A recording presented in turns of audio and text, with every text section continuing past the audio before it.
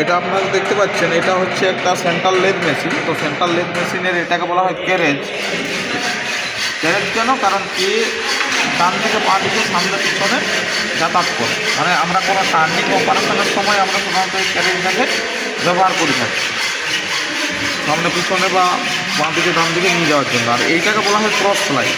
এটাকে বলা হয় ক্রস স্লাইড। দেখুন এইটা যদি আমরা এইদিকে ঘোরাই তাহলে দেখুন সামনের দিকে মুভমেন্ট করছে, সামনের দিকে মুভমেন্ট করছে। কিন্তু এটা কিভাবে মুভমেন্ট করে, কেন মুভমেন্ট করে, এর পেছনে কী কারণ আছে না, এর তলায় আমাদের কী করা আছে একটা এটাতে যেমন ক্যারেজটা যাতায়াত করার জন্য যেমন আমাদের এই লিড স্ক্রুটা আছে, তেমনি আমাদের এখানে ক্রস লাইটটা আপওয়ার্ড এবং ডাউনওয়ার্ড এই সামনে এবং পিছনে এই যে দেখতে পাচ্ছি, এটা মুভমেন্ট করার জন্য আমাদের একটা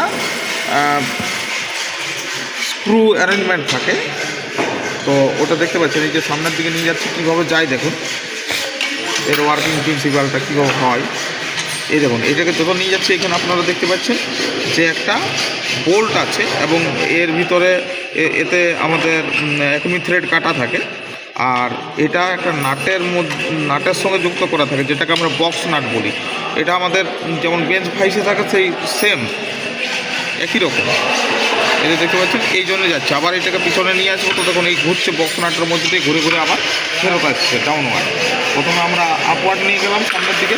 তো আমাদের সাধারণত এই ক্রস লাইটটা কখন ব্যবহার করা হয়, ক্রস লাইটটা আমাদের তখনই ব্যবহার করা হয় ফেসিং অপারেশনের সময়, যখন আমরা ফেসিং করি, অর্থাৎ এর এই যে প্রথমের ভাগটা এতে আমরা মসৃণ করি এবং উঁচু নিচু যাতে না থাকে সমান করি, তখন আমাদের ফেসিং অপারেশনের সময় ক্রস লাইটটা এইভাবে মুভমেন্ট করতে হবে।